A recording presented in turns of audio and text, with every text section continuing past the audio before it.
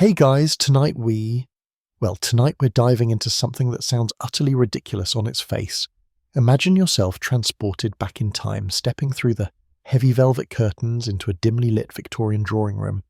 The air is thick with the scent of coal smoke, beeswax polish, and perhaps a faint sweet perfume. Gaslight flickers softly in ornate fixtures, casting dancing shadows on the walls. You hear the gentle murmur of polite conversation, the rustle of heavy silk gowns, the occasional tinkle of a teacup against a saucer.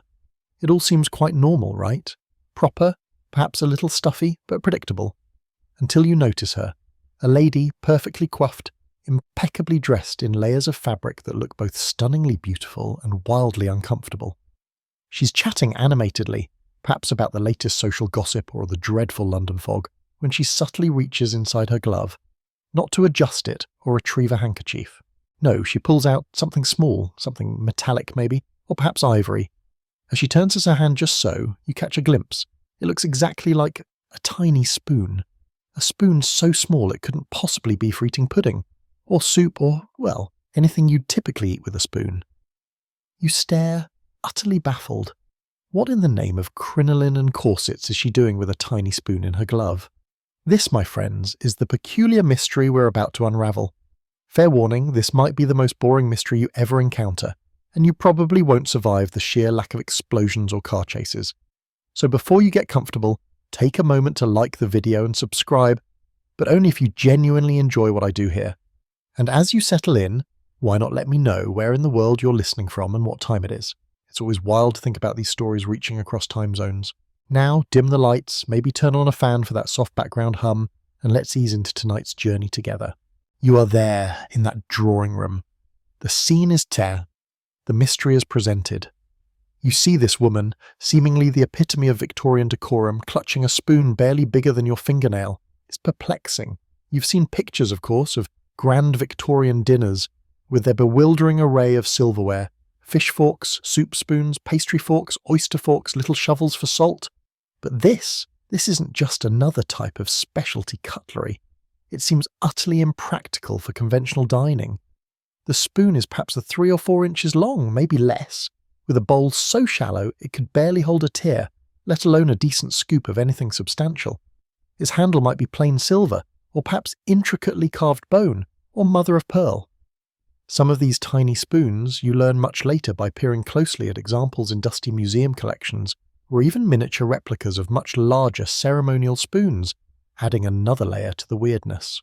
It's not just a plain little scoop, it's often a designed little scoop. A mainstream historical fact you immediately bump up against here is the sheer importance Victorians placed on social appearances and appropriate accessories. Everything had its place, from a gentleman's top hat to a lady's gloves, which, incidentally, were considered essential for public appearances, even indoors on many occasions. But where does a tiny spoon fit into this meticulously ordered world? You observe the woman again. She handles the spoon with a sort of practiced ease, almost as if it's a perfectly normal thing to produce from inside a glove at a social gathering. Does she use it? Not right away. She tucks it back away, perhaps into a small hidden pocket sewn inside the glove itself, or perhaps into the depths of a small beaded bag she carries, known as a reticule. The reticule, you quickly realise, is the Victorian equivalent of a modern handbag, though often much smaller and intended more as a decorative item than a practical carrier of essentials like, say, your phone or a spare charger. Can you imagine living without a phone charger? The horror! These reticules could contain all sorts of things: a small purse for coins, a smelling salt bottle, essential for fainting spells, real or perhaps just dramatically feigned, a tiny notebook and pencil for jotting down notes or addresses, maybe a fan, but a spoon? It just doesn't seem to belong. You might be tempted to giggle. It feels like something out of a surreal comedy sketch. Why not a tiny fork for spearing miniature grapes, or a miniature knife for cutting? What dust bunnies? The absurdity of it is almost enough to make you drift off right here, simply from the mental strain of trying to comprehend it. As you continue to subtly watch, you might notice other ladies having similar interactions with their own accessories. Some have reticules bulging slightly, others keep their hands carefully tucked into their gloves. It's a hidden world of personal belongings, a secret universe tucked away from public view. This brings you to a quirky tidbit. Some reticules were so small and impractical that they became a source of gentle ridicule even at the time, sometimes nicknamed indispensables, because they were, ironically, far from indispensable for carrying anything truly useful. Imagine carrying a tiny purse that literally fits nothing but a coin and a very, very small spoon. It's like a modern clutch bag taken to an extreme, but without the satisfying click of a magnetic closure or the faint glow of your screen reflecting off the lining. You ponder the possibilities. What could she be using that minuscule spoon for? Is it for stirring a tiny cup of tea? Unlikely, as standard teaspoons existed and were, well, standard size. Is it for dishing out some sort of miniature delicacy?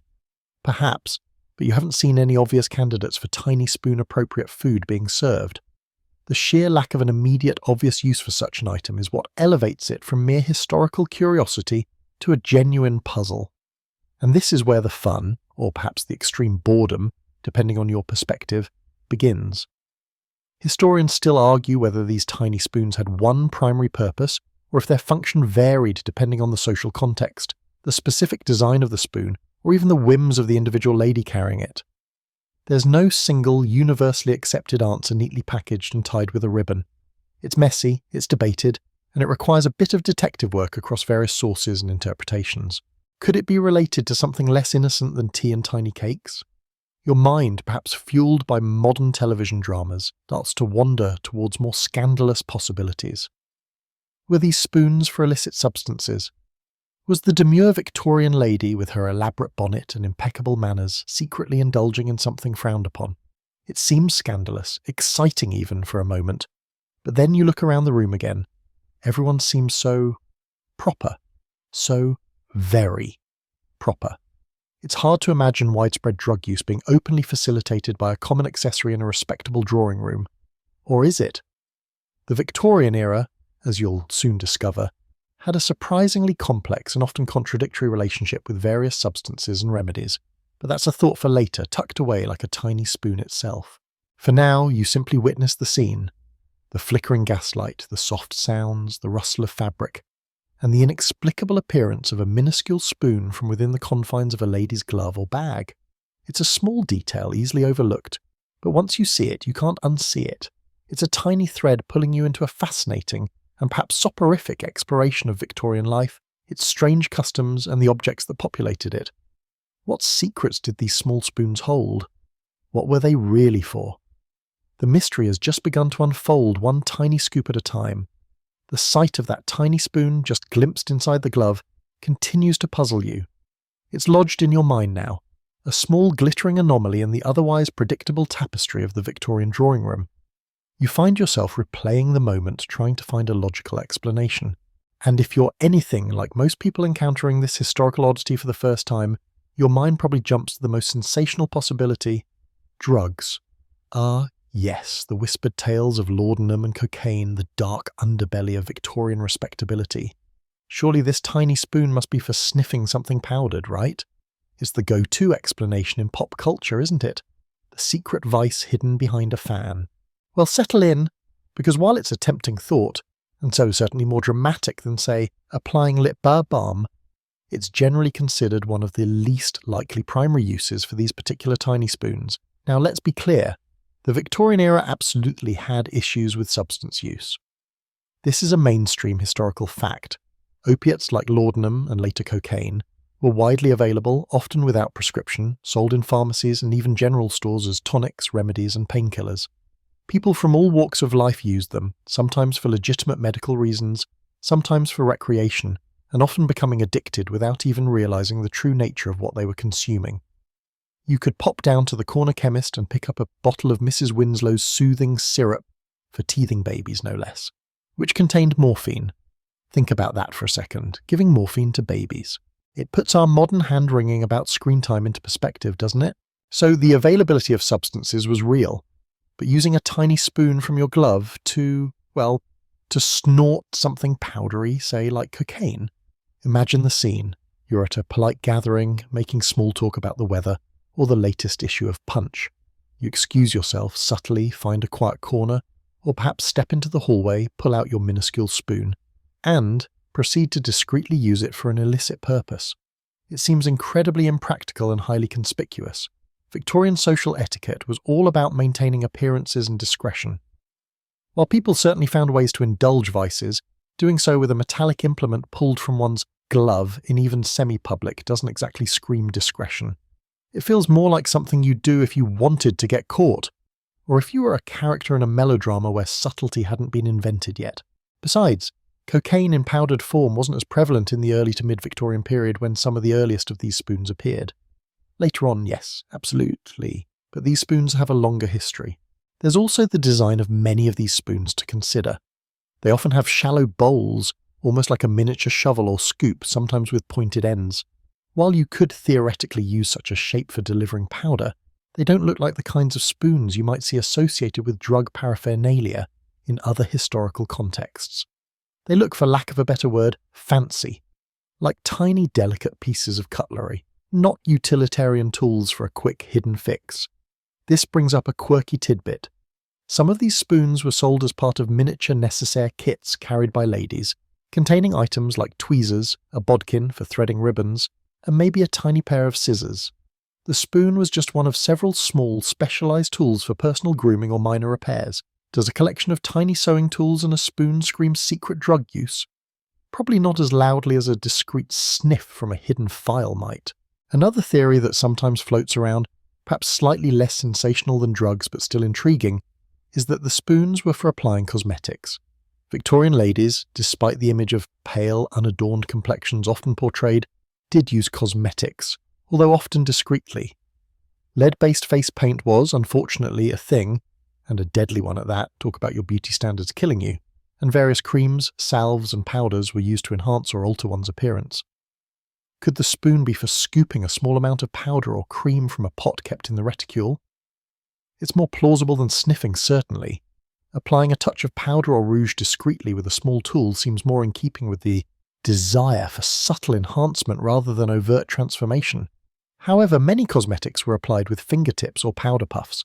A tiny spoon feels a bit clunky for delicate application, unless it was for a very specific type of product like a hard pomade or a thick salve kept in a small container. Historians still argue whether the cosmetic application theory was a common primary use or merely an occasional secondary function for these spoons. While a spoon could be used for this, was it their intended or most frequent purpose? The variety in spoon designs also complicates things. Some might be suited for powder, others less so. It's hard to find definitive period texts that say, yes, ladies, always remember your tiny spoon for applying your pearl powder. Diaries and etiquette guides are strangely silent on the ubiquitous glove spoon. This lack of explicit instruction or mention is one of the reasons the mystery persists. If it was a common, expected accessory for a specific mundane task, like applying face cream, you'd think someone would have written it down, right? Maybe in a beauty guide or a letter complaining about dropping their face powder because their spoon slipped. But the historical record is surprisingly quiet on the practical, everyday use of these miniature utensils for cosmetics. You lean back, considering the possibilities so far. Drugs? Probably not the main reason, too conspicuous, too impractical for the height of propriety. Cosmetics? More plausible, but still feels like a bit of a stretch given the other methods available, and the lack of clear evidence. It's like trying to explain why someone today carries a single chopstick in their pocket. Maybe they just like to be prepared for rogue sushi, or maybe it has a completely different non-food related purpose that you haven't even considered yet. The tiny spoon remains stubbornly enigmatic, a silent challenge to your modern assumptions about historical objects. What other possibilities could there be, tucked away in the intricate social rules and forgotten habits of the Victorian age? You feel yourself drifting, the questions swirling like dust motes in the gaslight. The drug theory, while titillating, feels a bit forced, doesn't it? And cosmetics? Well, maybe, but still not quite clicking. The tiny spoon nestled there in the glove seems too practical, too deliberate for something so potentially messy or conspicuous as snorting powder or dabbing rouge. You find yourself discarding those possibilities like wilted flowers from a bouquet, looking for something more rooted in the everyday realities of Victorian life. And when you think about Victorian life, what often comes to mind? Proper manners, strict social rules, and illness, so much illness.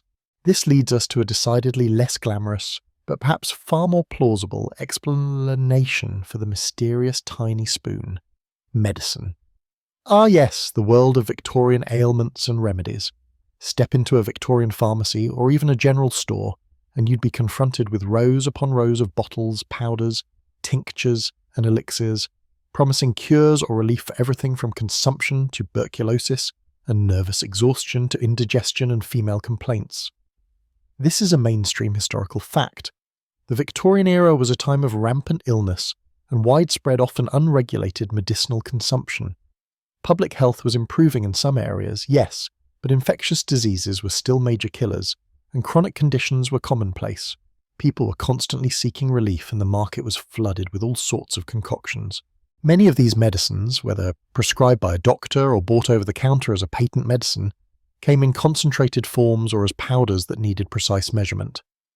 Imagine a tiny bottle of a potent liquid or a small box of powder. How do you take a consistent small dose discreetly, especially if you're away from home? You certainly wouldn't want to ask your hostess for a spoon, drawing attention to the fact that you need to take medicine.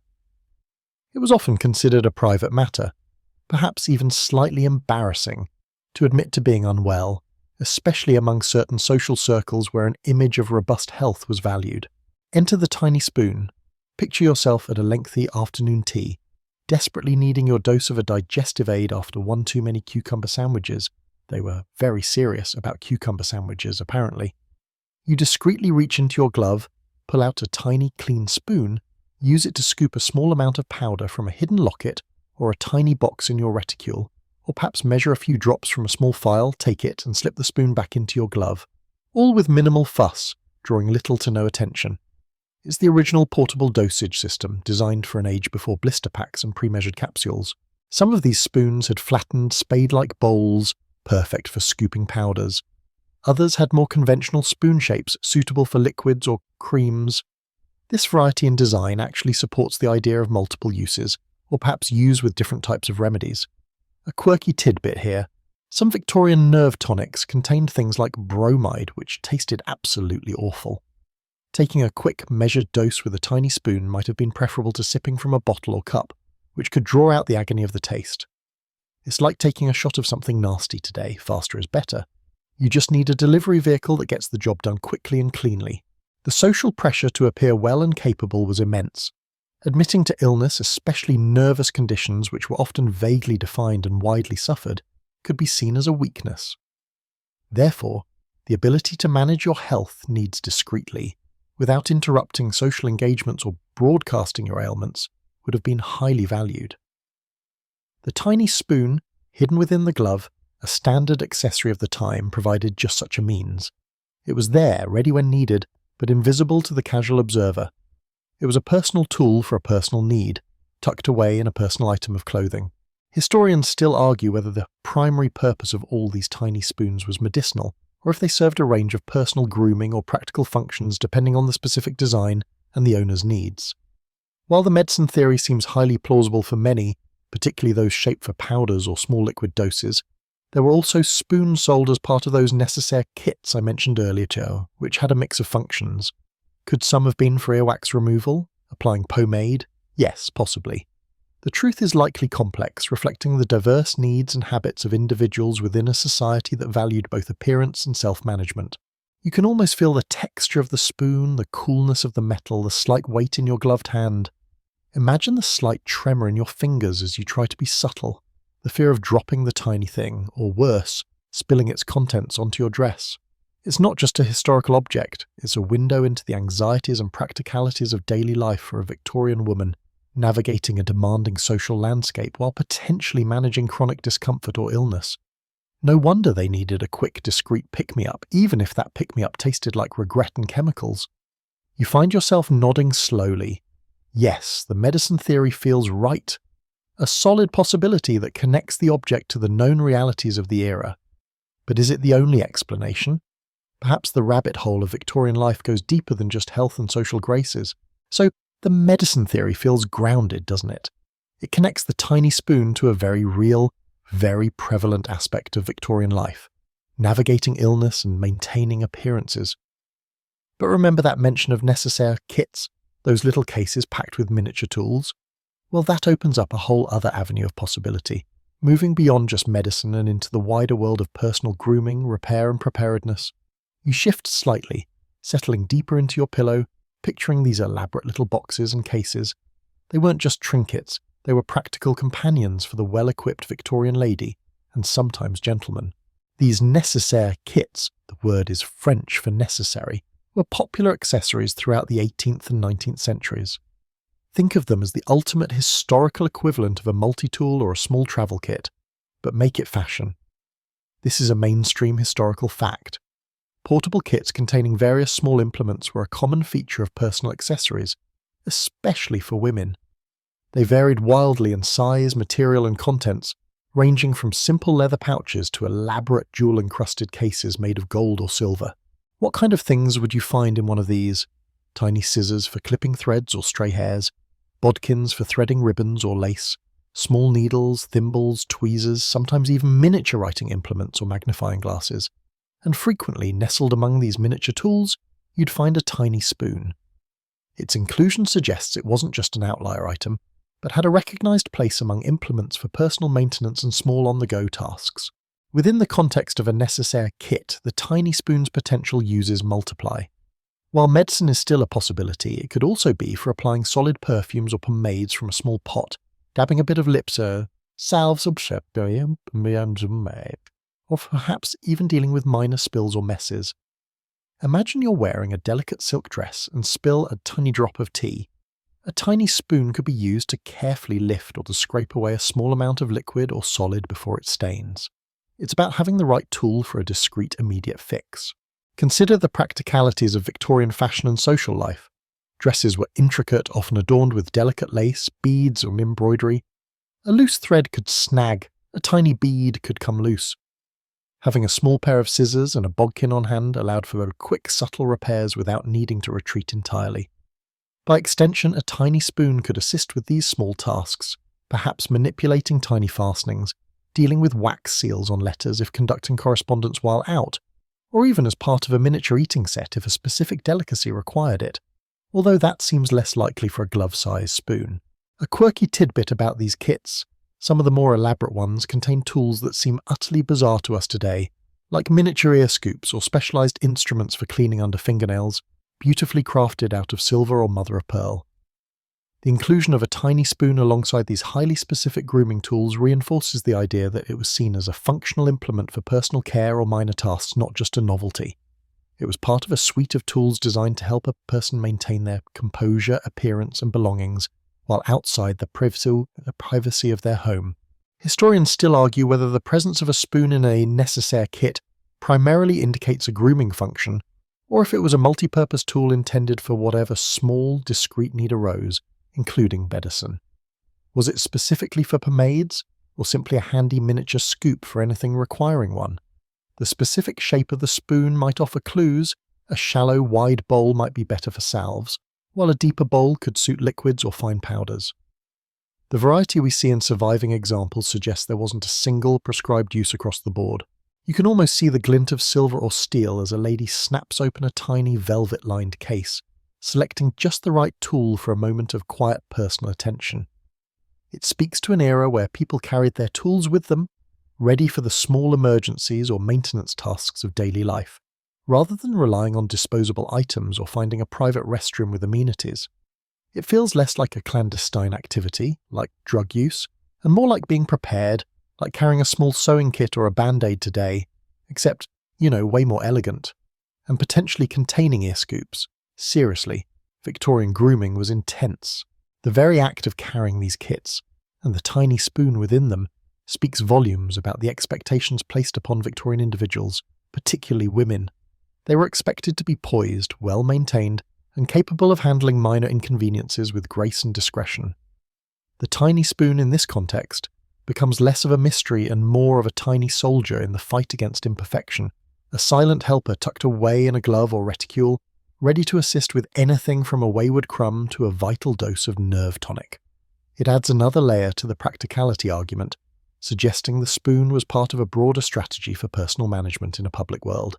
So you've considered the medicine tucked discreetly away, perhaps even mixed on the fly.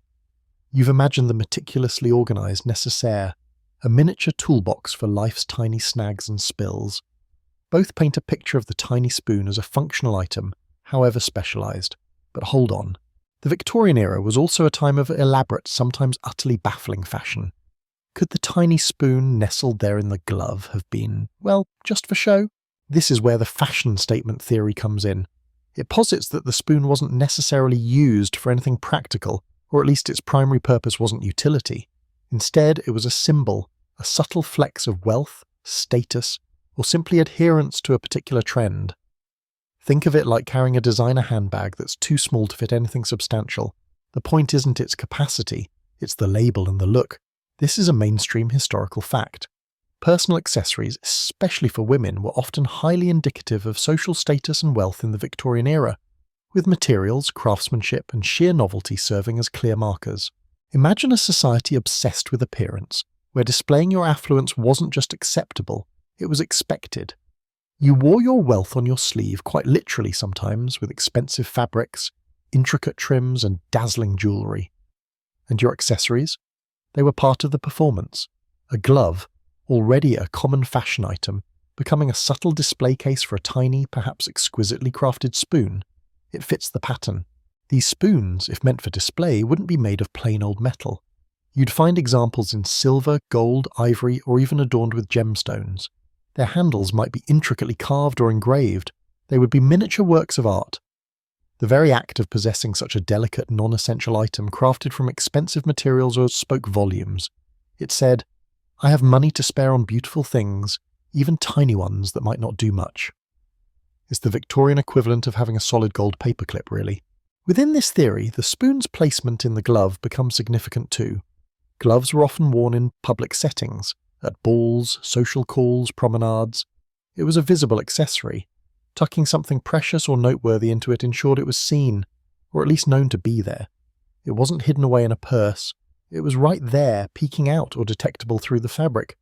It was a conversation starter, perhaps? "Oh, do tell me about the exquisite little spoon you keep in your glove." Though honestly, that conversation sounds a bit niche, even for the Victorians. Consider other elaborate accessories of the time.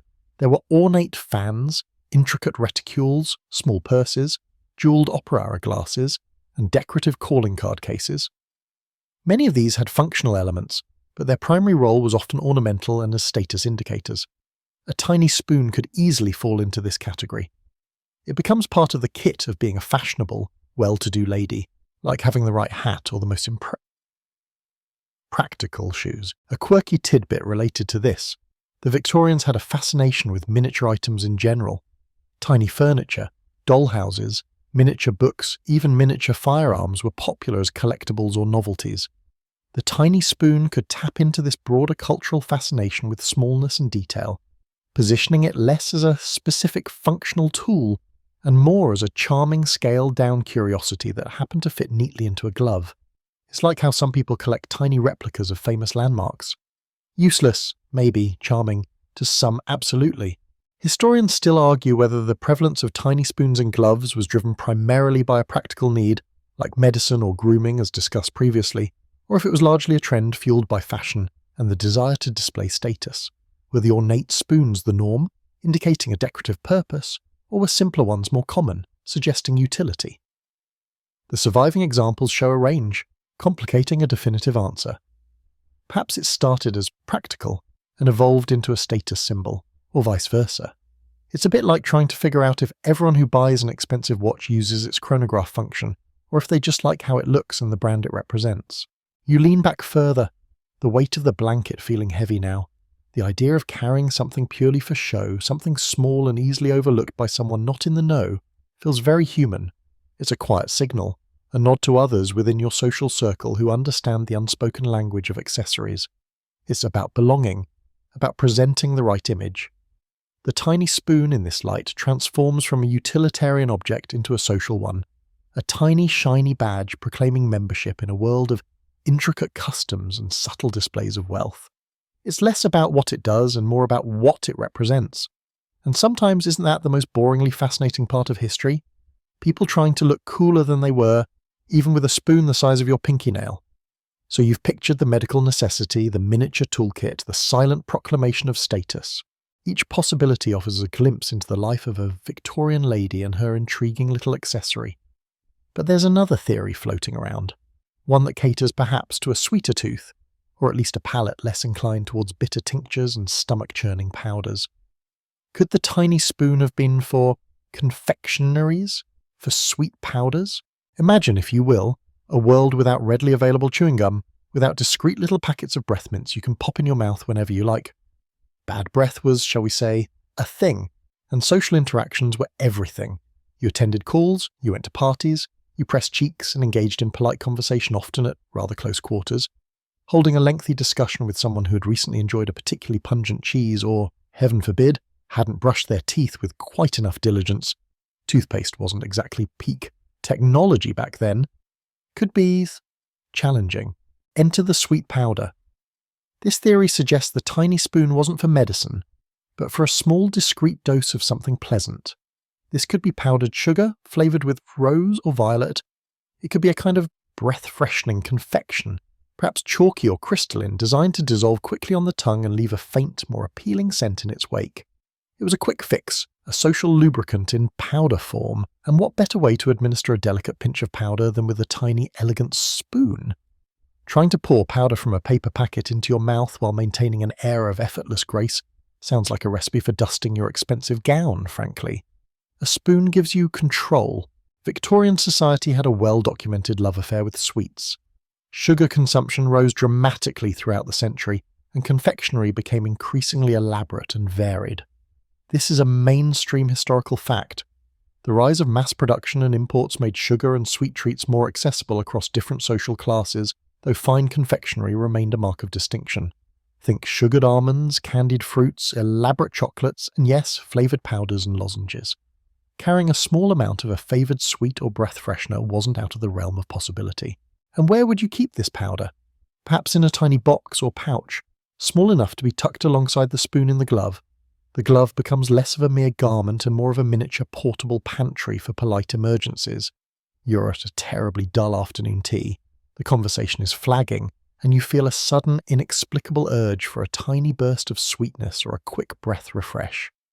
You subtly adjust your glove, extract your tiny spoon, perhaps dip it into a hidden compartment, and take a minuscule spoonful.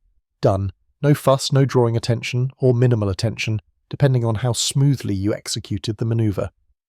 It's the Victorian equivalent of sneaking a piece of candy from your pocket when no one's looking, just fancier. The design of the spoon, if this theory holds, might lean towards a small shallow bowl, perfect for scooping a small amount of fine powder. Not so deep that you get a massive dose and wide enough to gather the powder easily. Again, the material could range from plain metal to precious metals, depending on the lady's means. An ornate jewelled spoon for rose-flavoured sugar? Absolutely within the realm of Victorian excess. A simple silver spoon for a more basic breath powder? Equally plausible. A quirky or fringe tidbit related to this is the Victorian fascination with essences and powders for personal use. Beyond medicines, there were powders for perfuming letters, scenting handkerchiefs, and even dusting onto the skin. There were also various kinds of dentifrice powders for cleaning teeth and cut shoes. Small perfumed lozenges intended to sweeten the breath or disguise the smell of tobacco or alcohol. Some of these were essentially edible perfumes or strongly flavoured sweets in powder or lozenge form. A tiny spoon would be ideal for measuring out a small amount of such a powder, especially if it was kept in a small, deep container. Historians still argue whether the sweet powder theory accounts for a significant number of these tiny glove spoons, or if it was a less common use compared to medicine or purely decorative purposes. Did the spoons always accompany a container of powder? Or were they sometimes just expected to be useful if powder was offered? Were these powders widely carried, or was it a niche practice? The lack of definitive written accounts specifically detailing my spoon for sweet powder in my glove makes it challenging to prove conclusively. It relies more on circumstantial evidence, the popularity of such powders, the existence of small containers, the need for discreet consumption. As you listen, your mind drifts, picturing the scene again. You see the gloved hand, the subtle movement, the flash of a tiny polished surface. You imagine the delicate flavour of violet sugar melting on the tongue, a secret indulgence in a public setting. It's a small act, easily missed, but one that speaks volumes about the wearer's desire for personal comfort, perhaps a touch of luxury, and the ever-present need to maintain appearances. It adds another layer to the mystery of the tiny spoon, making it not just a functional tool or a status symbol, but potentially a tiny instrument of personal pleasure and social grace. It's almost sweet, isn't it? The idea that something so small could be about enjoying a tiny private moment in the midst of bustling Victorian life. Almost makes you want a cookie, or maybe just a nap. But maybe it wasn't about putting anything in your mouth at all. Maybe it wasn't about medicine. Maybe it wasn't about sugar. Maybe it wasn't even about scraping candle wax. Maybe, just maybe, it was simply fashion, an ornament, a tiny gleaming piece of personal adornment attached to or tucked into that most essential of Victorian accessories, the glove. You see, the Victorian era was a time of intense focus on detail and accessorizing. More was often more, from elaborate hairstyles adorned with feathers and jewels to layers of lace, ribbons, and intricate fabrics. The overall look was carefully curated, often signalling wealth, status, and attention to social norms. Every part of the ensemble was considered, down to the smallest detail. And gloves were practically mandatory for respectable ladies when venturing out. They protected the hands, yes, but they were also a canvas for display. Imagine a lady dressed for a formal call or a social gathering. Her gown is impeccable, her hair is styled just so, she carries a fan or a reticule, a small purse, and her hands are covered in long, elegant gloves, often made of kid leather or silk. Against the smooth, often dark or cream-coloured fabric of the glove, a tiny flash of metal or jewel would certainly catch the eye. It would be subtle, perhaps, but noticeable to those paying attention to the finer points of attire. This theory posits that the tiny spoons were essentially jewellery for the hands, worn on or with the gloves. They weren't meant to scoop anything, they were meant to be seen. Think of them as miniature brooches, attached to the wrist or upper part of the glove, or maybe even designed to hook onto a ring worn over the glove. The spoon shape was perhaps just a fashionable motif, a whimsical design element rather than a functional form. It's like wearing a tiny padlock charm on a bracelet. You're probably not planning to lock anything up with it. The craftsmanship supports this idea. Many surviving examples of these tiny spoons are exquisitely made. They feature intricate engraving, delicate filigree work, or are studded with tiny precious stones like pearls or garnets. Some are made of gold or silver, clearly designed for display rather than utilitarian use. A purely functional spoon for scraping wax or taking bitter medicine might be sturdy, but would it necessarily be adorned with scrolling vines or tiny diamonds? Perhaps not to the same extent. This level of detail points towards an object valued for its aesthetic appeal as much as, if not more than, any potential function. A mainstream historical fact relevant here is the sheer variety and popularity of personal ornaments and objets d'art in the Victorian period.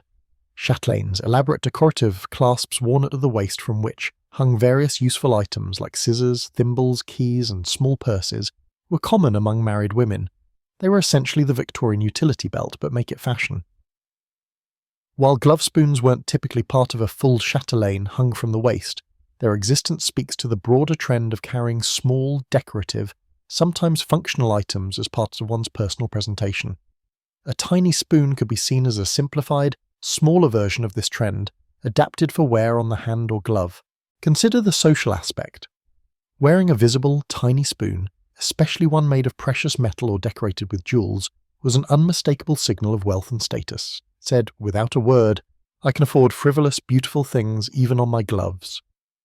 It was a subtle flex, a quiet boast in a society obsessed with appearances. You see Mrs. High Society across the room, her gloves are nice, but yours? Yours have a tiny glittering spoon attached. Game over. You win at glove accessorizing. This wasn't just about looking pretty.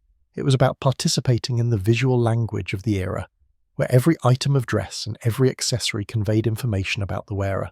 A quirky or fringe tidbit that lends some credence to the purely decorative theory is the existence of other, similarly shaped, non-functional miniatures used as jewellery during the period.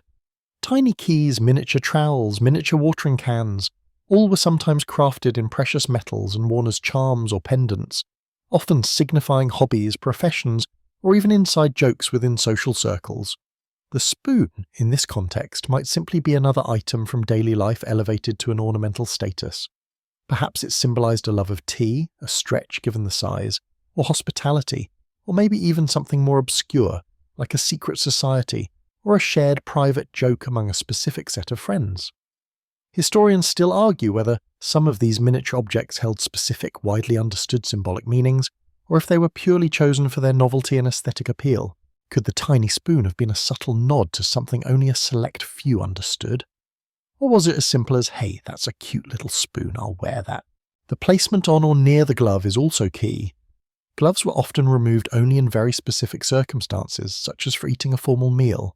For most social interactions, calling, visiting, attending receptions, they remained on. This means the tiny spoon, if attached to the glove, was visible for the duration of the encounter. It wasn't something hidden away in a pocket, it was part of the visible uniform of politeness and status. Of course, this theory doesn't necessarily negate the others entirely. Perhaps some spoons were purely decoration, while others were functional, and yet others served a dual purpose, a beautiful ornament that could technically be used for a tiny amount of something if needed, though its primary role was visual. It's possible the context, the material, and the specific design dictated its purpose. A plain, sturdy metal spoon tucked inside the glove might lean towards the medical theory, while a jeweled, intricately crafted spoon attached to the outside seems far more likely to be purely decorative. It's like modern fashion. Sometimes a pocket is functional, sometimes it's just stitched on for decoration. Imagine, if you can, the effort involved in keeping these tiny ornaments polished and gleaming, ready for display. A lady or her maid would have to carefully clean around delicate filigree or tiny stone settings. It adds another layer of impracticality that points towards value placed on appearance over ease of use. Nobody's meticulously polishing a spoon they plan to use to scrape candle wax off their boot, right? Unless it's on fancy boot wax, I suppose. So picture the scene one last time through this lens. Not a lady furtively taking medicine or discreetly sweetening her breath, but a lady extending her hand in greeting. Her glove a smooth expanse of fabric, punctuated by the glint and sparkle of a miniature spoon, broadcasting her refinement and status without a single spoken word. It was a tiny silent declaration, a small masterpiece of metalwork saying, "Look at me, look at my exquisite taste, look at my disposable income." And you, the observer, might just be sleepy enough to find that silent declaration surprisingly captivating, or maybe just silent. Okay, so maybe some of them were just tiny, glamorous pieces of jewellery designed to make your gloves look extra fancy. That seems perfectly plausible in a time when people put intricate designs on everything from teacups to tombstones. But what about the ones that didn't look like they belonged in a museum exhibit? The plainer, perhaps more utilitarian-looking spoons? What if there was, dare I say it, a practical reason for a lady to have a minuscule spoon about her person? Let's venture away from the glittering ballrooms and into the slightly less glamorous potential uses. One prominent theory suggests a connection to personal hygiene, specifically concerning the mouth.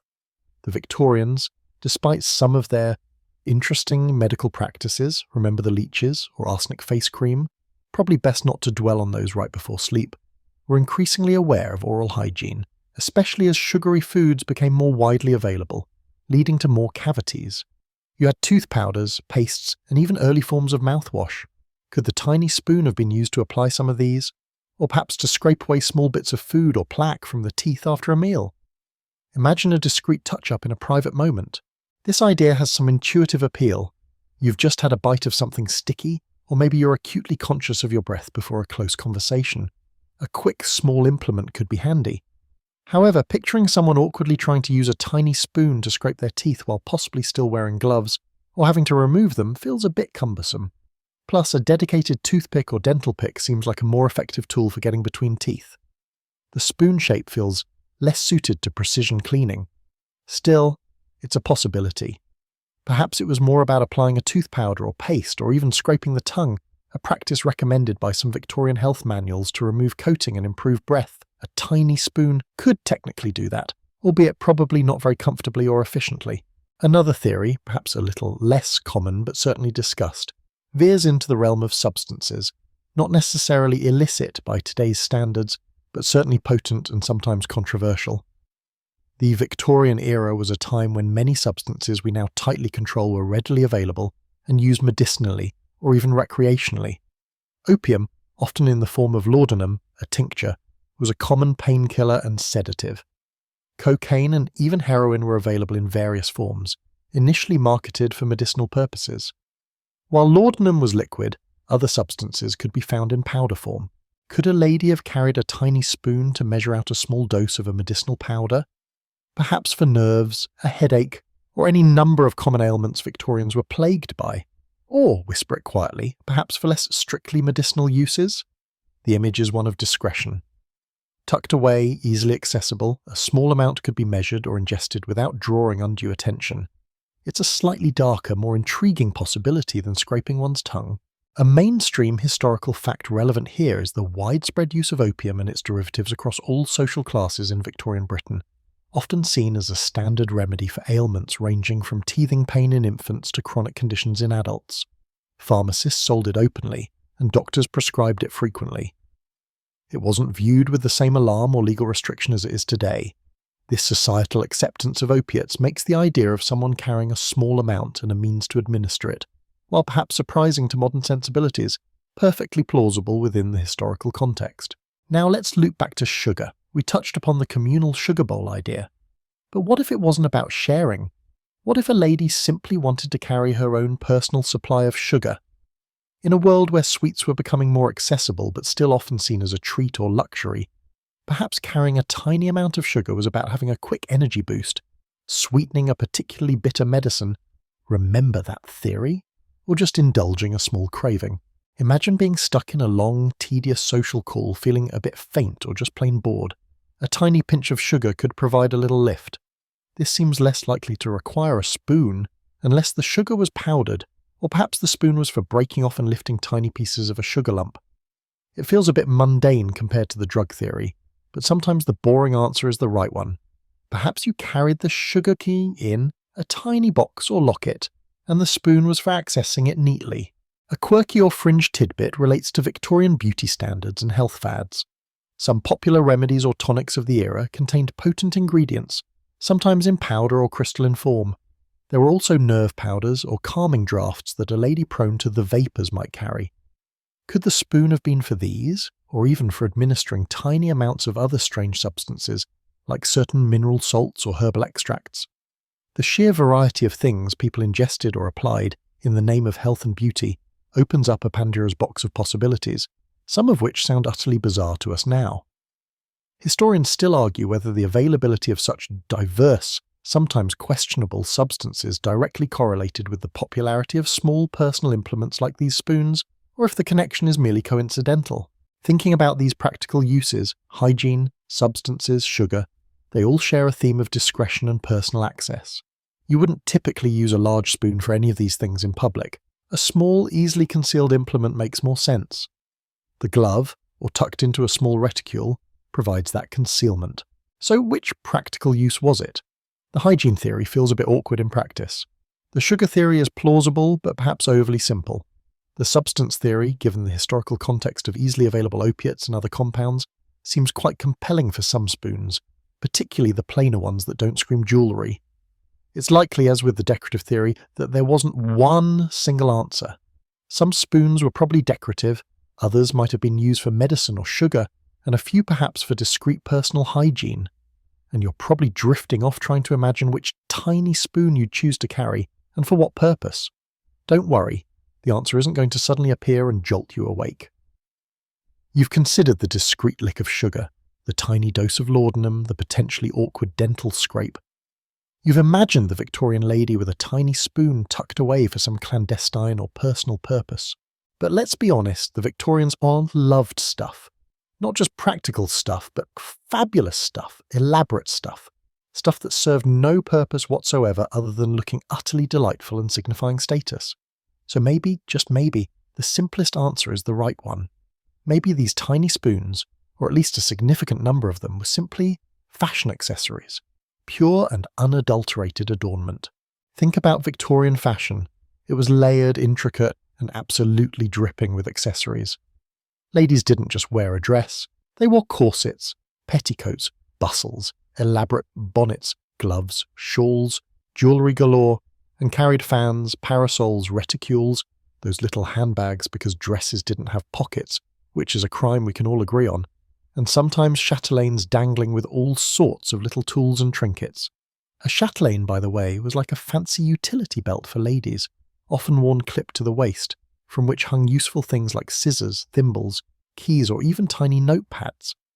It was the ultimate display of having things to do, or at least having the tools to do them even if you never actually use them. In this world where personal adornment and displaying one's wealth and good taste was paramount, a tiny, exquisitely crafted spoon could fit right in. It could be attached to a chatelaine among the other dangling items, or perhaps worn on a chain around the neck as a pendant, or even integrated directly into jewellery. Imagine a bracelet with tiny charms, one of which is a minuscule spoon, or a locket that opens to reveal a hidden tiny spoon inside, perhaps alongside a miniature portrait or a lock of hair. The possibilities for integrating a tiny spoon into the existing ecosystem of Victorian accessories are pretty vast when you start thinking about it. And the craftsmanship. These weren't always rough utilitarian objects. Many surviving examples of tiny spoons are made of precious metals like silver or gold, often decorated with intricate chasing, engraving, or even set with small gems. They might have handles made of ivory, mother of pearl, or enamel. Some were designed with highly decorative bowls or finials in the shape of flowers, animals, or classical motifs. Looking at these pieces, it's hard to imagine scraping plaque off your teeth with something so delicate and beautiful, unless you are exceptionally daring and perhaps a bit clumsy with your dental hygiene routine. This brings us to a mainstream historical fact. In Victorian society, the display of wealth and social standing through material possessions and elaborate personal adornment was incredibly important. Every item, from the fabric of your dress to the number of rings on your fingers and the accessories hanging from your waist, sent a message about who you were and your place in the social hierarchy. Having a tiny spoon made of gold, perhaps adorned with a tiny diamond, wasn't just about having a spoon, it was about showing you could afford to have a tiny, useless but beautiful spoon. It was the 19th century equivalent of wearing designer logos everywhere, but maybe a bit more subtle, and definitely sparklier. The integration into accessories like chatelaines is a strong argument for the fashion theory. While chatelaines did include functional items, they were also statements of status and organisation. A lady who needed keys, scissors, and maybe a thimble for supervising household tasks or needlepoint could carry them elegantly on her chatelaine. Adding a decorative tiny spoon to the ensemble just added to the overall impression of a well-equipped, fashionable, and perhaps slightly eccentric lady of means. It wasn't about needing the spoon, it was about having the option of having the spoon and having it look good while it dangled there. A quirky or fringe tidbit here is the Victorian fascination with miniature objects in general. The era saw a rise in popularity for dollhouses, miniature furniture, tiny books, and incredibly detailed small-scale models of all sorts. There was a certain charm and artistry associated with crafting things on a tiny scale. This cultural trend towards miniaturization could easily have extended to personal accessories. A tiny spoon, regardless of any potential use, might simply have appealed to this aesthetic preference for the small and exquisitely detailed. It was like collecting tiny things before tiny things were cool, or at least before they were cool again. So where does this leave us? If the spoon was purely decorative, how was it carried, especially if not on a chatelaine? This is where the glove theory comes back in, perhaps with a twist. Instead of in the glove, maybe the spoon was attached to the glove. Some examples of tiny spoons show a ring or a loop at the end of the handle, perfect for attaching to a chain, a ribbon, or perhaps even a button on a glove. Or perhaps it was simply tucked into the wrist of a long glove, visible enough to be noticed as an interesting accessory, but not necessarily ready for immediate use. It becomes an object of curiosity, prompting questions and conversation. "Oh my dear, what a charming little spoon!" "Why thank you, it was a gift, a mere trifle." Cue polite fluttering of fans and strategically timed sips of tea. Historians still argue whether the prevalence of decorative spoons influenced their potential adoption for practical uses, or if practical uses already existed and simply led to the creation of more elaborate, fashionable versions. It's a classic chicken and egg situation in historical studies. Did the need create the object, or did the object inspire new uses? For the tiny spoon, it's likely a bit of both, but the sheer volume of beautiful, clearly non-utilitarian examples strongly supports the fashion accessory argument for many of them. Imagine a grand ball, the rustle of silk, the scent of flowers, the soft murmur of conversation. You see a lady across the room, her hand resting elegantly on her fan, and just visible near her wrist, a flash of silver. A tiny ornate spoon catching the candlelight. Is she planning a discreet dental procedure? Is she about to whip out some powdered sugar? Or is she simply wearing a beautiful, slightly unusual piece of jewellery that complements her elaborate gown and adds a touch of intrigue to her ensemble? In the glittering, status-conscious world of Victorian high society, the simplest explanation might well be the most glamorous one. It was just fashion. And sometimes fashion makes absolutely no sense at all, does it? But it looks good. So you've imagined these tiny spoons as mere fashion, a glittering bauble dangling from a chatelaine or tucked discreetly into a glove. And while the aesthetic appeal was definitely part of it, especially for those exquisite jewelled ones, fashion in the Victorian era was rarely just about looking good. It was a language, a code, a semaphore signal of who you were, where you belonged, and crucially, how much money you had. And a tiny, non-essential spoon could be a surprisingly loud pronouncement in that silent conversation. Think about it. If you were scraping tooth plaque, a simple bone or wooden scraper would probably do the job, right? If you were taking a lick of medicine, a basic metal or glass dropper would suffice. These things existed, they were functional, and they were relatively cheap. But the tiny spoons we're often talking about, the ones preserved in museums and private collections, are frequently anything but basic. They are made of solid silver, sometimes gold. Their handles are carved from precious ivory, inlaid with mother of pearl, or decorated with vibrant enamel work. Some feature delicate filigree bowls, others have handles topped with miniature sculptures or set with tiny sparkling gemstones like diamonds or rubies. Possessing such an item wasn't just about having a tool, it was about demonstrating you had the wealth to commission or purchase something utterly superfluous, crafted from expensive materials by highly skilled artisans. It was, in essence, a portable status symbol. Like carrying around a miniature gold bar, but slightly more socially acceptable and significantly less likely to get you mugged, though maybe still not entirely safe in every part of town. The material itself was key. Silver and gold were obvious markers of wealth, their intrinsic value speaking volumes. Ivory, derived from exotic animals, signified access to luxury trade goods and global connections, even if tenuous. Gemstones, even small ones, represented disposable income and a taste for sparkle that was highly prized. The labour involved in the intricate carving, engraving and setting of these tiny pieces also added significantly to their cost. You weren't just paying for the materials, you were paying for the hours a master craftsman spent hunching over a tiny workbench, squinting through a magnifying glass, turning a lump of metal or bone into a miniature work of art. This wasn't mass production, this was bespoke luxury. In a society rigidly structured by class, where appearances were paramount, every detail of your attire and accessories was scrutinized. Your dress, your hat, your gloves, and yes, even the trinkets you carried or wore, all contributed to the overall picture of your social standing. A lady from the nouveau riche might wear ostentatious jewels, but a lady from an old established family might signal her status through the quiet elegance and exquisite craftsmanship of seemingly minor items. A tiny, perfect silver spoon gleaming softly could whisper, "old money," or at least very comfortable indeed, in a way that a diamond tiara sometimes screamed, "trying too hard." This emphasis on material display as a signifier of status is a mainstream historical fact of the Victorian era, often referred to as conspicuous consumption. It wasn't enough to be wealthy, you had to look wealthy, and you did that by owning things that were clearly expensive and ideally slightly impractical, proving you didn't need them for survival. A tiny spoon perfectly fits this mold. It's small, easily carried or displayed, valuable in materials and craftsmanship, and for many potential uses, an oversized and plain option would have been perfectly adequate. Choosing the tiny expensive one was a statement. A quirky or fringe tidbit related to this might be the phenomenon of etiquette manuals that proliferated during the era, dictating everything from how to address different ranks of nobility to how to properly use a fish knife or perhaps discreetly handle a tiny spoon.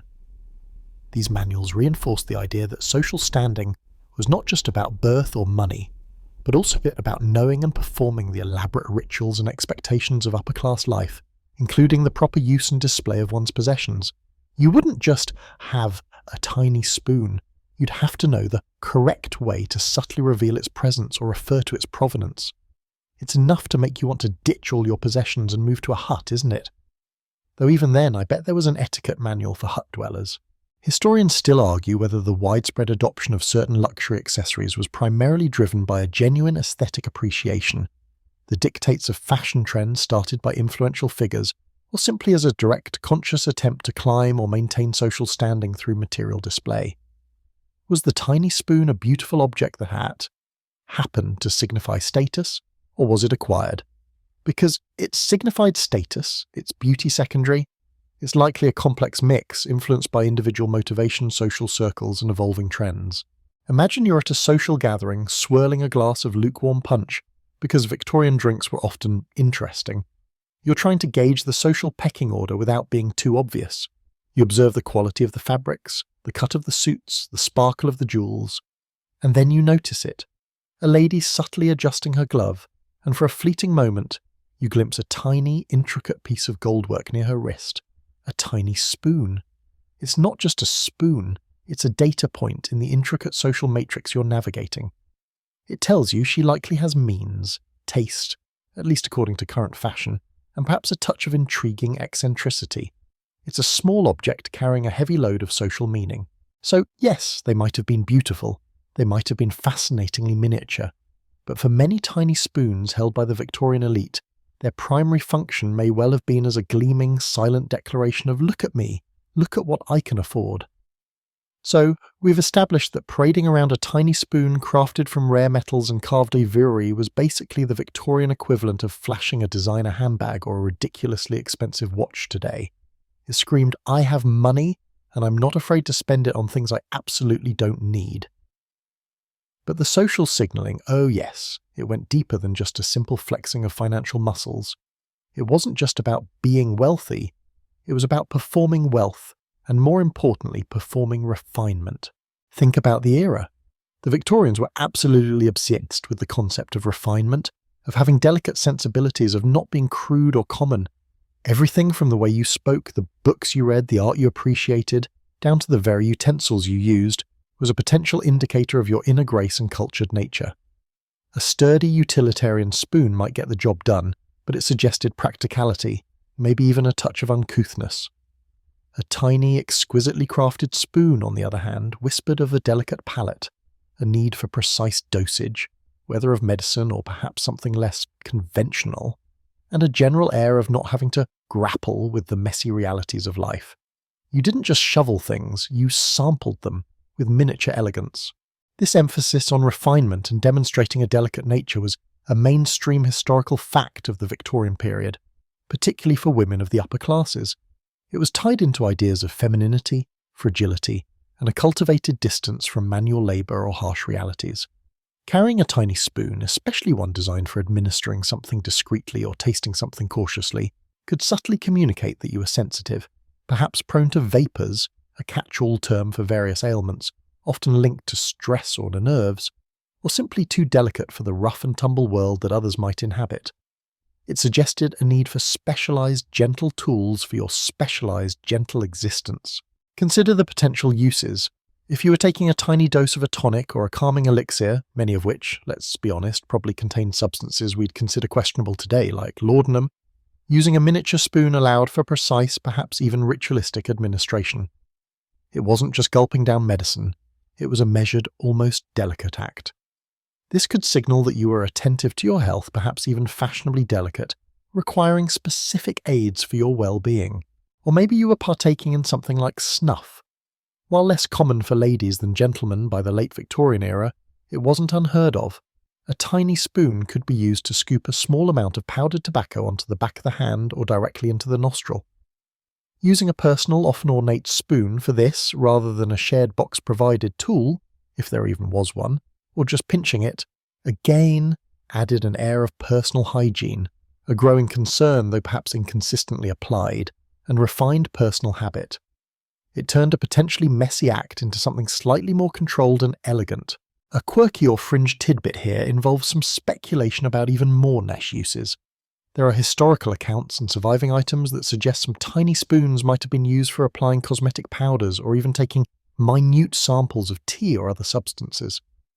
One fascinating theory suggests some were used by ladies to discreetly test suspicious food or drink offered to them, perhaps for poison or simply to check quality before consuming. Imagine the social drama of a lady whipping out a tiny spoon to sample the punch before deeming it worthy. It sounds like something out of a Gothic novel, right? But the very existence of such theories, however fringe, highlights the potential for these tools to be linked to anxieties about safety, purity, and control in social settings. The way the spoon was used or displayed was also crucial. It wasn't usually something you'd brandish like a weapon. The subtle reveal, the discreet dip into a small container, the careful administration, these were all part of the performance.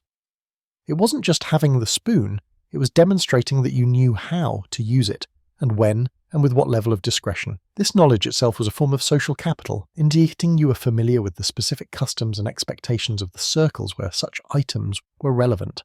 Historians still argue whether the primary driver for the adoption of these specific tiny spoons was practical need for medication, snuff, etc., a genuine artistic appreciation for miniature objects, or their undeniable utility as complex social signals, demonstrating wealth, refinement, specific habits, or even perceived frailty. It's a chicken and egg situation. Did the practical use create the fashion for ornate versions, or did the desire for social signalling lead people to find any plausible use for a tiny, expensive spoon? Consider the context of social visits, balls, or even just walks in the park. Your appearance and accessories were constantly being judged, consciously or unconsciously. That flash of silver or glint of gold from your glove or chatelaine wasn't just saying, "I'm rich." It was saying, "I am refined, I attend to my delicate constitution, I am prepared for specific contingencies, and I navigate the world with a certain level of sophisticated preparedness." It was a tiny object carrying a very nuanced conversation about your place in the intricate social hierarchy, and all this from something you could probably balance on the tip of your finger. It's almost impressively subtle, or perhaps just very, very extra. So we've lingered on the shimmering surface, examining how these tiny spoons served as glittering billboards for wealth and sophistication, a silent semaphore waving across crowded ballrooms or quiet drawing rooms. But what about the doing? Were they truly just miniature sculptures, portable ego boosters, or did they actually, do stuff? This, my friends, is the heart of the debate.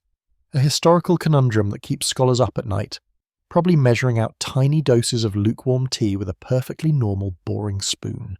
The central question historians still argue whether the primary motivation for carrying these diminutive utensils was genuine practical utility, or simply the irresistible pull of fashion, status, and display.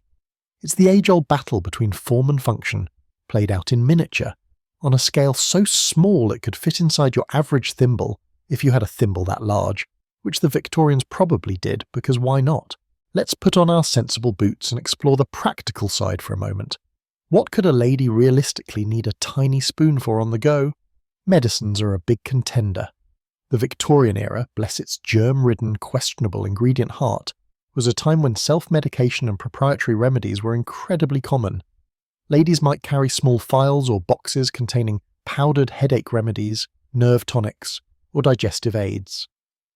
Many of these were potent, containing things like opium derivatives, hello laudanum, belladonna, or other substances that required careful measured doses. Popping a whole pill wasn't always an option, or perhaps the substance was in powder form, meant to be mixed with liquid or taken directly.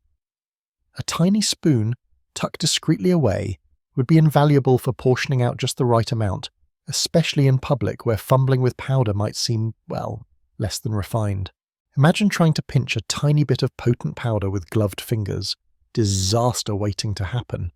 The spoon offered control and cleanliness, two things increasingly valued as the century wore on, even if medical understanding lagged a bit behind. Then there's snuff. While more associated with gentlemen, taking snuff wasn't exclusively a male habit. It was a popular stimulant and social ritual. A lady might carry her own small decorative snuff box, and a tiny spoon would be the elegant way to transfer the powdered tobacco from the box to the back of her hand or even directly to her nostril, without getting powder all over her fingers. Again, it elevates a potentially messy act into a delicate gesture. It's like the difference between slurping soup straight from the bowl and using a proper spoon. Both get the job done, but one says fancy, the other says hangry. Powdered cosmetics are another possibility. Face powders, lip rouges, sometimes in powder form, or even breath-freshening powders might be carried in small containers, and a miniature spoon could be used for application or consumption. While perhaps less common than medicinal use or snuff, it's a plausible, albeit slightly frivolous application that fits the Victorian lady's focus on appearance and personal presentation. You weren't just trying to breathe, you were trying to breathe delicately and perfumed. Now let's swing over to the fashion accessory corner. If these spoons were purely practical, why the astonishing variety of materials and craftsmanship? We're talking intricate carvings on ivory, delicate filigree in gold, handles studded with tiny gems, spoons fashioned into elaborate shapes like flowers or mythical creatures. A simple functional scoop could be made from plain metal. The sheer artistry and expense poured into many of these pieces scream more than just a tool. They were miniature works of art designed to be admired. Carrying such a piece, whether attached to a chatelaine or peeking from a glove, was a clear statement of wealth and discerning taste. It's like buying a designer hammer, yeah. You could theoretically hit nails with it, but the main point is that it's Louis Vuitton. The very existence of these spoons, often found on chatelaines alongside things like scent bottles, notebooks, and sewing implements, supports the idea that they were part of a larger trend toward elaborate personal accessories. The Victorian era saw a proliferation of these small decorative, sometimes semi-functional items that ladies carried around. A mainstream historical fact is the immense popularity of the chatelaine itself, a decorative clasp worn at the waist with chains from which hung various household or personal items. While often practical items like keys or scissors were included, decorative objects and personal grooming tools were also common. The tiny spoon fits perfectly into this ecosystem of visible personal effects that blended utility with ornament. A quirky or fringe tidbit in this debate involves the sheer number of tiny spoon designs and the lack of clear documentation for all their uses. While some patterns clearly lend themselves to scooping powder, a small shallow bowl, others have odd shapes, like tiny shovels or paddles, whose specific purpose remains a bit of a mystery. Were some designed for specific, now forgotten remedies or substances, or were these just whimsical designs meant to showcase craftsmanship, function being secondary to form and novelty? There are surviving spoons with minuscule bowls, almost too small to hold any meaningful quantity of anything, suggesting they might have been for a symbolic gesture, or perhaps measuring something incredibly potent in microscopic amounts. It makes you wonder if some Victorian lady just looked at a tiny piece of silver and thought, you know what this needs? A bowl and a handle? Ta-da! A spoon for reasons. Ultimately, this isn't a debate with a simple winner. Historians still argue whether practicality drove the design and fashion followed, making them ornate, or if the desire for a new, unique status symbol came first and people then found plausible uses for the tiny spoons. It's highly likely it was a complex interplay. A genuine need for measured doses of medicine or discreet snuff-taking certainly existed, but the way these spoons evolved into incredibly ornate, expensive items suggests that fashion and status very quickly became major, perhaps even dominant factors in their popularity among the elite. You might have needed a tiny spoon, but you certainly didn't need one made of solid gold with a carved coral handle, unless you wanted everyone to know you could afford it. So, the next time you see one of these charming little artifacts in a museum or antique shop, remember that it wasn't just a spoon. It was a tiny battleground between practicality and panache, a small piece of metal or ivory carrying the weight of Victorian social aspiration and medical necessity, all wrapped up in a package designed to look effortlessly elegant, even if its purpose is still debated centuries later. We've touched on the practical possibilities, medicine, snuff, maybe even secretive cosmetic touch-ups. We've admired their undeniable status symbol flair, their presence on the elaborate chatelaine, a miniature toolkit of Victorian femininity and luxury. But there's one quintessential Victorian ritual that practically screams tiny spoon potential: the elaborate, deeply ingrained, utterly essential practice of taking tea. Tea in the Victorian era was far more than just a hot beverage. It was a social cornerstone, a scheduled event woven into the fabric of daily life, from the modest afternoon break to the elaborate drawing room soiree. It was a performance, a means of displaying hospitality, reinforcing social hierarchies, and frankly, gossiping with slightly more decorum than just yelling over a fence. The ritual surrounding tea was meticulous, almost sacred. There were specific times, afternoon tea, high tea, specific serving dishes, specific etiquette.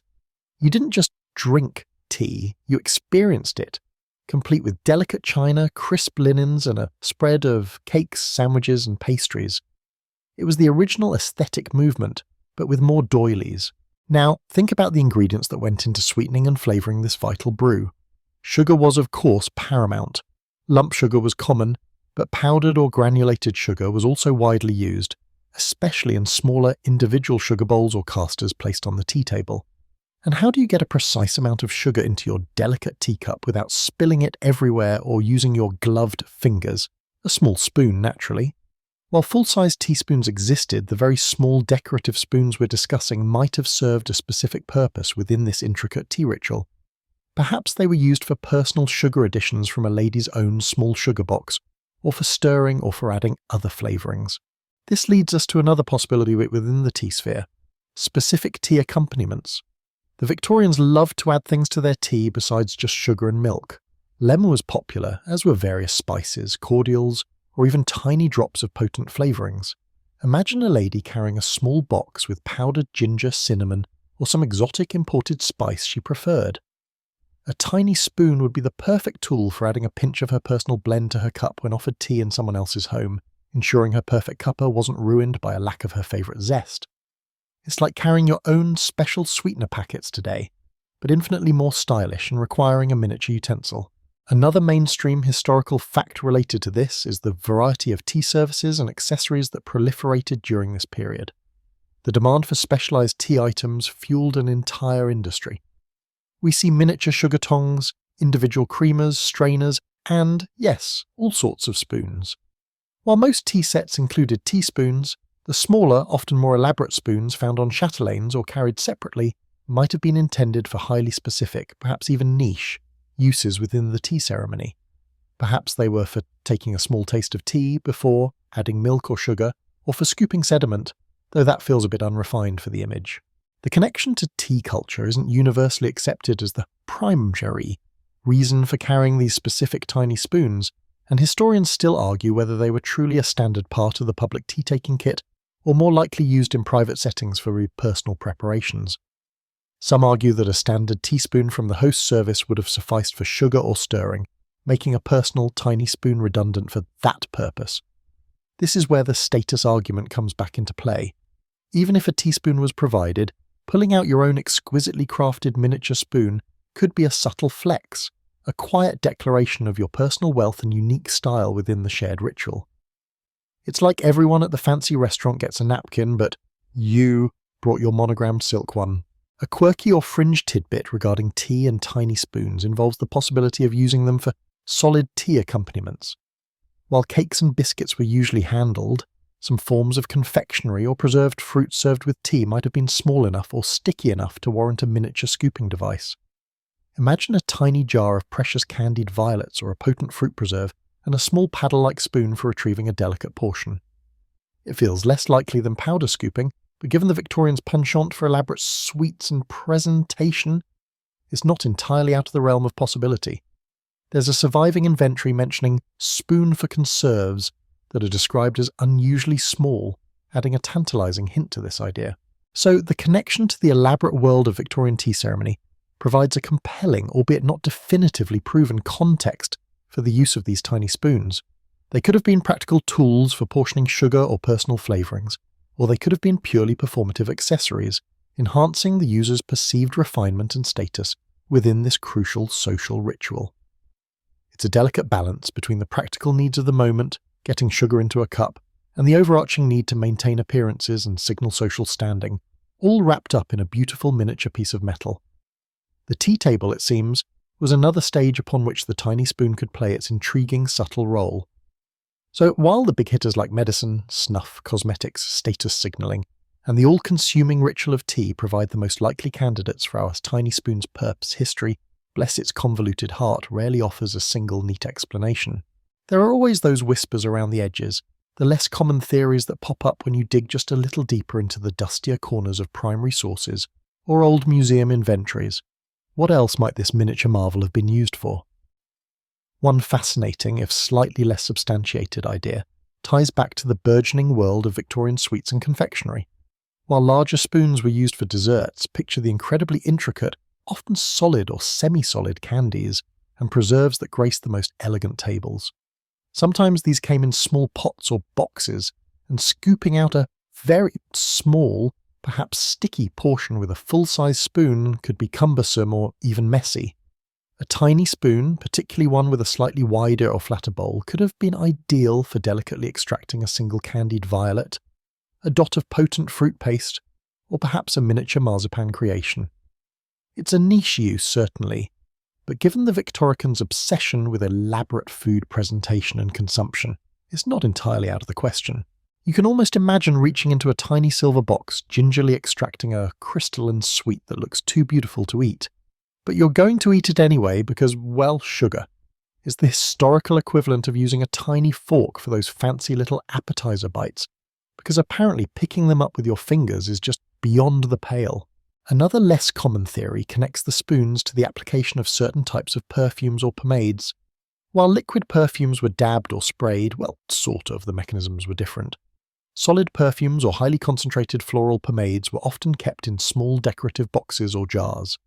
These substances could be quite precious, and a tiny spoon could be used to scoop out a minuscule amount to apply to pulse points or perhaps even to a handkerchief or glove itself, adding a personal scent note. It's a more controlled method than just dipping a finger, especially if the pomade was firm or if you wanted to avoid contaminating the whole pot with the oils from your skin. Think of it as an ancestor to the tiny spatulas that come with some modern eye creams, just significantly more ornate and probably less hygienic overall. Some truly fringe theories have even suggested uses related to crafts or hobbies, such as handling seed pearls or other tiny embellishments used in needlework or jewellery making. While a plausible tool for moving such small items, it seems less likely that a lady would routinely carry such a specialised implement in her glove during social calls or public outings. It feels more like a workshop tool than a fashion accessory. But then the Victorians did have some rather surprising ideas about what constituted appropriate public display, so who are we to judge? Maybe it was for discreetly adjusting a stray sequin on your bonnet without anyone noticing.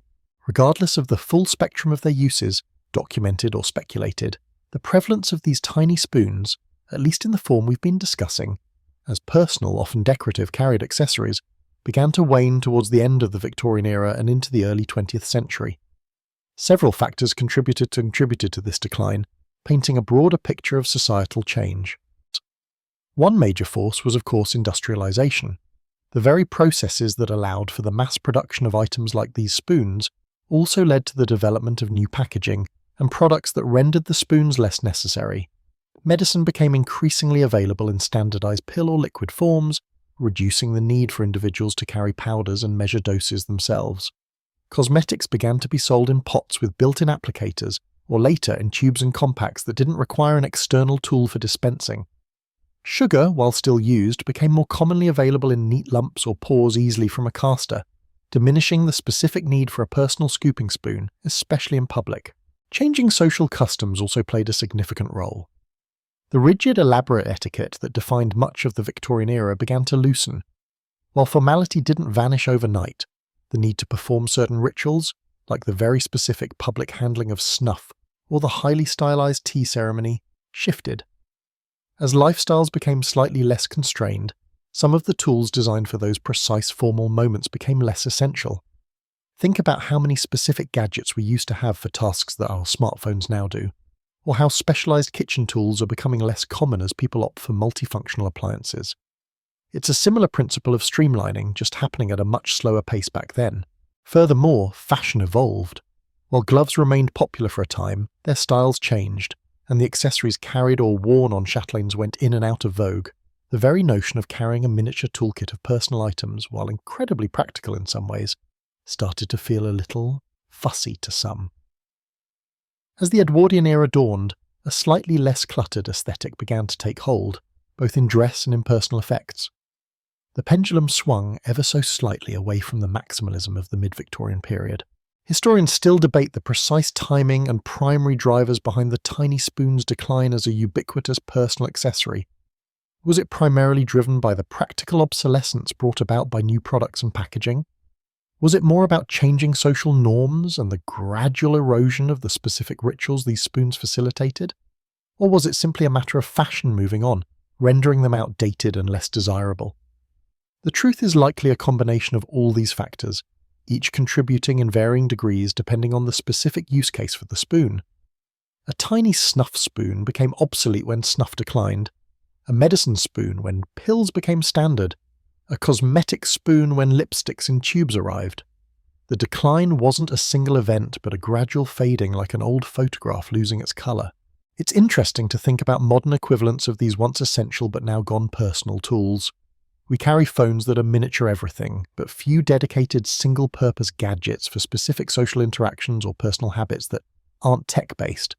Imagine if today, everyone carried a tiny decorative tool specifically for, let's see, maybe for opening those stubborn little packets of creamer or sugar at a coffee shop, because tearing them open with your fingers is just too barbaric. It would be equally baffling to future historians, I suspect. Why did they need a tiny, often bejeweled plastic slitting device? Did they not have fingernails? The little spoons didn't vanish entirely, of course. They persisted in specialized forms like salt spoons, though these are usually slightly larger and designed for table use, or as part of collector's sets, appreciated purely for their craftsmanship and historical curiosity. But their moment as a common, functional, yet deeply symbolic personal item, carried discreetly or displayed proudly on a chatelaine, was passing.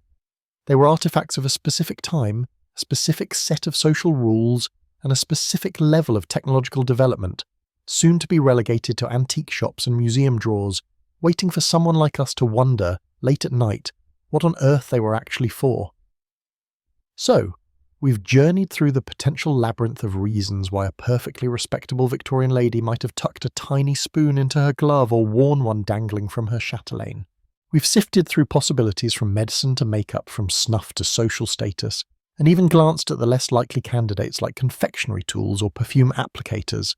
We've seen how these little objects weren't just decorative baubles, but practical, even necessary tools for navigating the complex social landscape and daily routines of the era. They were silent participants in everything from mitigating a headache with a measured dose of laudanum to sharing a communal pot of snuff, from adding a touch of colour to lips to partaking in the elaborate ritual of afternoon tea. Each tiny scoop carried a small piece of history, a whisper of the lives lived in those corseted, gaslit times. And isn't that the charm of these seemingly insignificant artefacts? The grand narratives of history, the wars, the treaties, the revolutions, are certainly important, but it's often in the details of everyday life, the mundane objects used by ordinary people, that you find the most human connections. A tiny spoon, easily overlooked in a museum display case, can unlock conversations about health, hygiene, fashion, social hierarchy, personal style and habits, and even the burgeoning pharmaceutical industry. It forces us to slow down and consider a world where carrying your own specific tool for certain tasks wasn't just practical but expected. A world that feels both alien and strangely familiar, like looking at an old family photo where everyone's dressed differently, but the expressions of boredom or mild amusement haven't changed a bit. Think about it. In our modern world of single-serve packets and disposable applicators and hygienic pumps, the idea of carrying around your own dedicated spoon for personal use feels incredibly archaic, almost bizarre. We might carry a reusable coffee cup or shopping bag as a nod to environmentalism, but a personal spice spoon for your lunch? A dedicated tool for applying that specific lip balm you love? It seems excessive. Yet for the Victorians, this was just part of being prepared. Being a lady, or indeed a gentleman, as men carried their own versions, particularly for snuff, meant being equipped to handle the little necessities and social requirements of the day with grace and precision. It speaks to a different relationship with objects, less disposable, more personal, often imbued with meaning and even sentimental value. These spoons were frequently made of precious metals like silver or gold, sometimes adorned with jewels or intricate engravings, making them not just tools but heirlooms, passed down through generations. This mainstream historical fact, the use of precious metals and personal engraving, highlights the value placed on even small functional items. One quirky tidbit, often debated among collectors, is the occasional discovery of these spoons with hidden compartments or spring-loaded mechanisms. While rare, some examples exist where the handle conceals a tiny pick or brush, possibly for cleaning out the bowl of the spoon or for other miniature tasks we can only guess at. Were these James Bond gadgets of their day, or just elaborate displays of craftsmanship? Probably the latter, but it's fun to imagine someone discreetly flicking open their spoon handle during a dull dinner party to reveal a secret tool. Historians still argue whether the tiny spoon was primarily a status symbol that also had practical uses, or a practical tool that became fashionable to display as a status symbol. Did the wealthy carry ornate ones because they could, and the less wealthy carry plain ones because they needed them for medicine or snuff? Or did the practical need come first and then the object was elevated by fashion and displays of wealth? It's a classic chicken and egg scenario in historical interpretation, where evidence often supports both sides to some extent, making it hard to draw a definitive line. The truth is probably, as usual, somewhere in the messy middle. Ultimately, the mystery of the tiny spoon isn't about finding one single definitive answer, because life, even Victorian life, was too complex for that. It's about appreciating the layers of possibility, the convergence of disparate needs and customs that could lead to such a specific, seemingly strange object being so common. It's about understanding that people in the past had practical problems: how to measure medicine, how to consume powdery substances, how to apply cosmetics delicately, and they invented tools to solve them, tools that reflected the technology, the economy, and the social rules of their time. As we let the image of the Victorian lady, perhaps with a tiny spoon tucked away, begin to fade, we can take a moment to appreciate the silent stories held within everyday objects. These spoons, like so many things from the past, serve as small, tangible links to lives lived long ago, reminding us that while the world changes, the fundamental human experience of navigating daily tasks, seeking comfort, and adhering to social norms remains, in some ways, surprisingly constant. And perhaps, just perhaps, contemplating the quiet utility and forgotten fashion of a tiny spoon is exactly the kind of gentle, meandering journey that helps the modern mind, buzzing with its own complexities, finally begin to settle down. It's time now to let the intricacies of Victorian etiquette and the multiple potential uses of miniature silverware drift away. You've absorbed a truly impressive amount of very specific, not at all thrilling information tonight, and your brain deserves a rest. Let the thought of snuff boxes and sugar lumps and tiny scoops dissolve. The history we've explored is like a comfortable old blanket, full of texture and maybe a few unexpected threads, but ultimately designed to wrap you in quiet contemplation. Feel the edges softening, the details blurring. The purpose of the spoon, does it really matter now? The journey itself was the point, wasn't it? A slow, steady exploration, a gentle unwinding of curious threads from the past. Let the quiet wash over you, pushing out any lingering thoughts about historical fashion or pharmaceutical delivery systems. There's nothing more to figure out, nothing more to analyze, just be. Feel the weight of your body relaxing, sinking deeper. The world of tiny spoons is closing for the night. The soft hum of the fan, the quiet darkness, the steady rhythm of your own breath. All are here to guide you now. Just rest. Everything is calm, everything is quiet. Let sleep find you easily, like a gentle current carrying you downstream. You are safe, you are comfortable, and the past, with all its tiny mysteries, can wait until morning. Good night.